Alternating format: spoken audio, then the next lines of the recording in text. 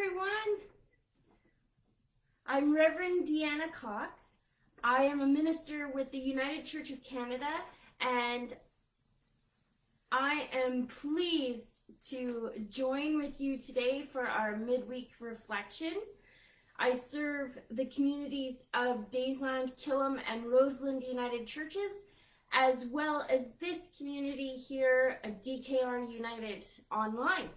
And so I am so excited to be with you for my second midweek reflection since returning from my medical leave.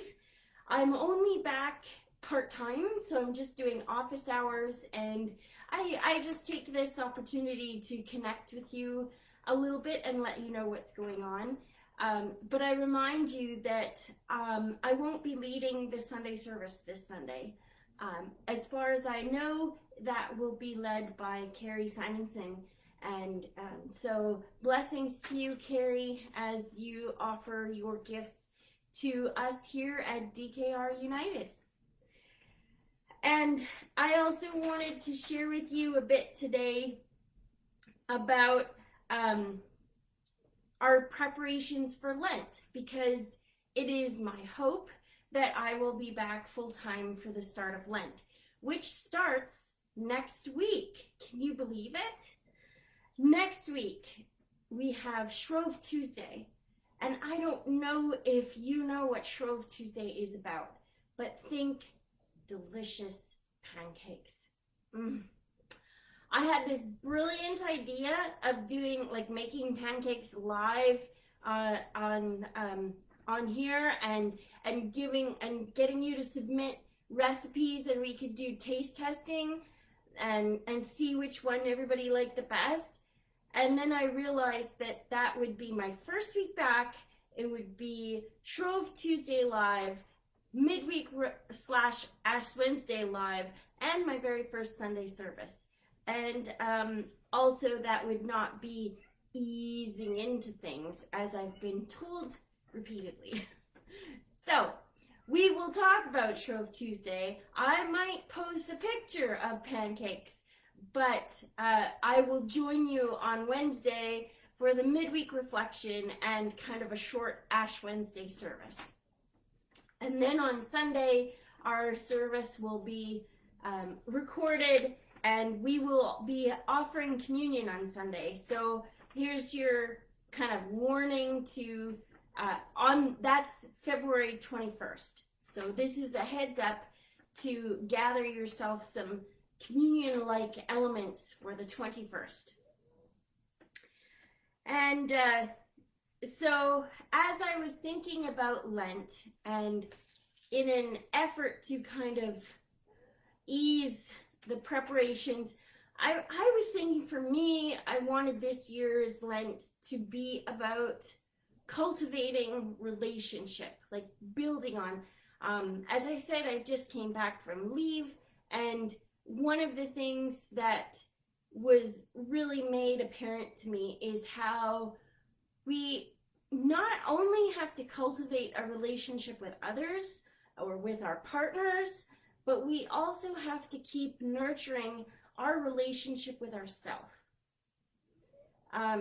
One of the things was having to kind of almost relearn the things that feed me, that bring joy to my heart, that lift me when I feel down. And it was like, oh yeah, it's been so long since I've done some of this stuff that I'm not quite sure if that's the stuff that still feeds me anymore.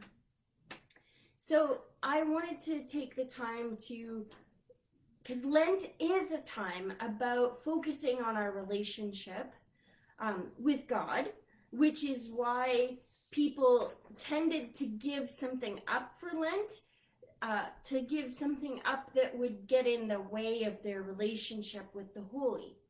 So some sort of luxury that would kind of draw your attention to the basics and make you tune in. However, because we've already given up a lot, we're not going to do that this year. And we've already had to take on a lot of new stuff. So to ease things for everyone, we are making use of a resource that actually really pairs well with my idea of cultivating relationship. It's called Holy Vessels, and it's written by Dr. Marcia McPhee in the Worship Design Studio, and it's all about healing. And healing is about taking time to be with ourselves, with others, with God, with creation, with our community. And so through the, I think it's 6 weeks of Lent before we get to Palm Sunday, through those 6 weeks, we're going to explore this resource of healing and holy vessels. And Dr. Marcia McPhee creates very sensory rich worship services, and I love them. If you know me, you know I enjoy the creativity, and I fully believe that we all learn in different ways, and so a sensory rich approach to worship allows us to engage where we're going to get the most out of what feeds us. Hopefully. It's hard when we're online, and also when we can't sing corporately, because I don't know about you, but standing and listening to a mass choir, often if I'm at a workshop or something and everybody is singing in harmony, I just stop and just put my hands out and just soak it all in. And unfortunately, we haven't been able to sing to corporately like that. So I have started on my leave, I started putting on music I love and singing in my kitchen, because it is something that feeds me. So anyways, I got distracted there.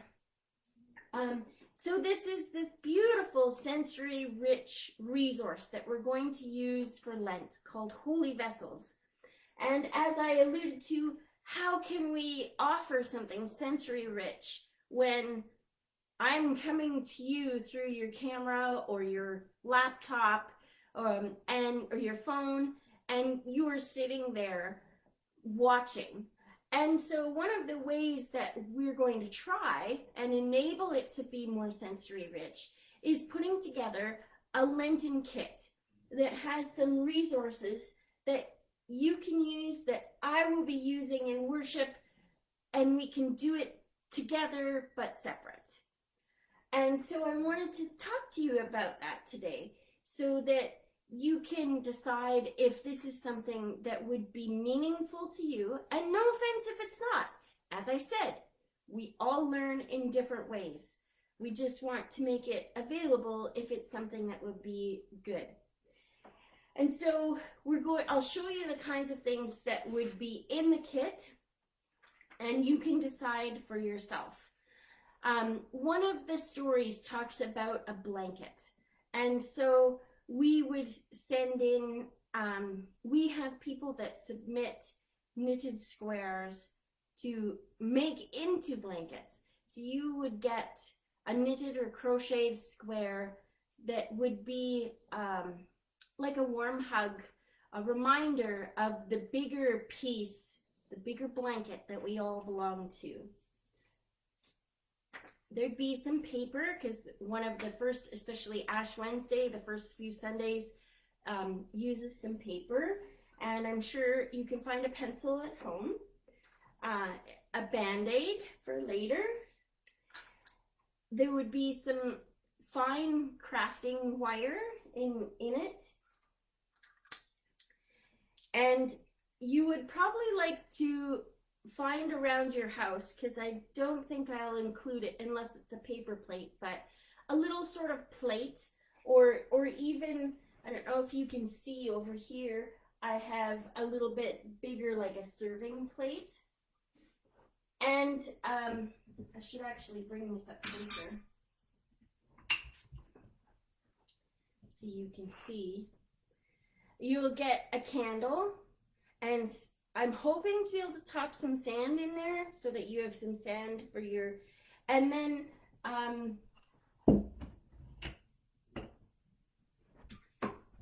have them ordered. It's some pieces of beach glass. So it's this beach glass is the anchor image for the whole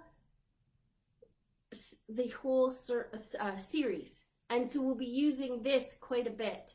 And so I'm hoping to give you a piece or two of beach glass, or you could also, if you choose not to, you could find a rock. So those are some of the things that will be in there. If you want, you can see on my display, I've got some glass jars and some things like that. So if you want, you can find something like that around your house. If you happen to be a collector of pretty glass like I am. And yeah, so we're hoping that you will use these resources to create a little sanctuary for yourself. And also some of them are going to be used more intentionally in the services that we do. So we're going to send out an email or a contact everyone to see if you're interested in this. Also, because also in it will be sheets of paper that will have a weekly service that you can follow along with as we worship online. So there'll be some words, or if you want to read it yourself and do it later, that's fine. So you can subscribe for the kit and the weekly sheets, or if you think you can find all of this at home on your own, you can just ask for the weekly sheets and you can do that too. So we'll contact you with that, or you can reach out to us at the office via phone or email and let us know if you want to participate in that. So I'm not sure if you had seen on Facebook that I'd shared a post from my friend who lives in Myanmar, a small country, and they're going through a military coup right now, and she is posting pictures quite as often as she can because sometimes the military shuts down the internet so they don't have a contact with the rest of the world. But she posts as often as she can, and the people are peacefully demonstrating in the streets. And so I ask that if you don't know where Myanmar is, that you look it up, that you make yourself aware of the situation there, and that if you are interested, that you hold them in your hearts in prayer. And that reminds me, that's a big achievement for me, because one of the things that was really hard while I was on leave, I realized that the weight of the world was getting very heavy in my heart, and that it's to the point where when Steve would talk about politics, which he absolutely loves, and I try to be very obedient, to be very loving and listen and attentively, it would get to the point though where I would have to ask him to stop, because the anxiety was building so much in me, because the problems in the world are so huge, and how can little old me do anything about them? Or I felt even what I was trying was just landing flat and not making any sort of effect on the world. But I'm realizing that that was part of the depression, that I am not alone. The weight of the world isn't mine only to carry, and that what I do put out in the world might not impact the global political situation, but it might make a difference in someone else's life. And I know that that is true because this past week in the mail, I received a lovely little gift of some art and a card, a beautiful card, thanking me for modeling behavior of sharing what it means to be fully human. And these simple little gifts lifted my heart so much and have helped me heal or continue my healing process. And so that is actually going to be a part. I didn't have it in our kit, but you are going to get a little, it'll be blank, it'll be a card that at some point in this Lenten period that I will encourage you to pay it forward, if you will, to share thoughts with someone that so they can take heart and know that they are not alone.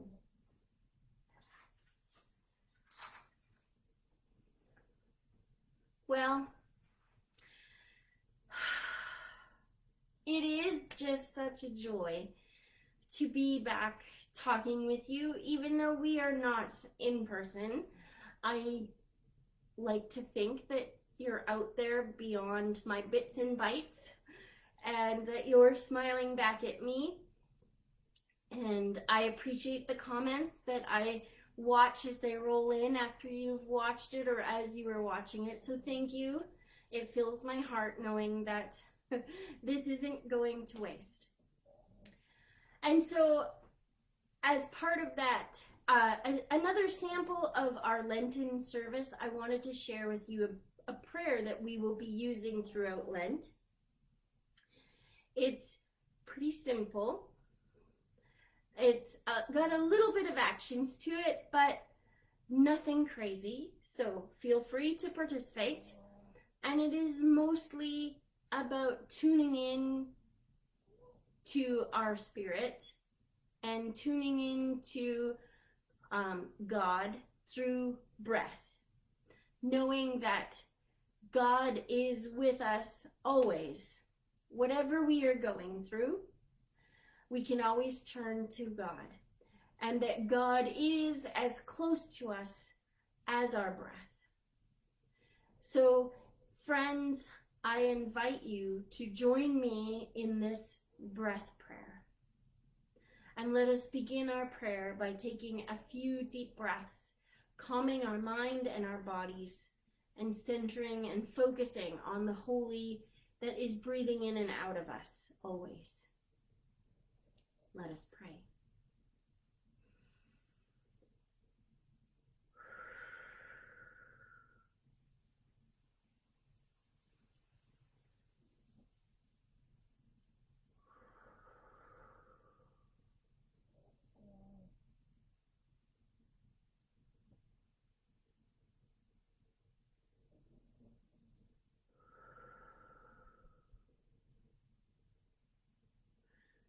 Loving God, we come to you with hearts, with hands, minds, and souls, in need of your healing touch. Heal us from the inside out.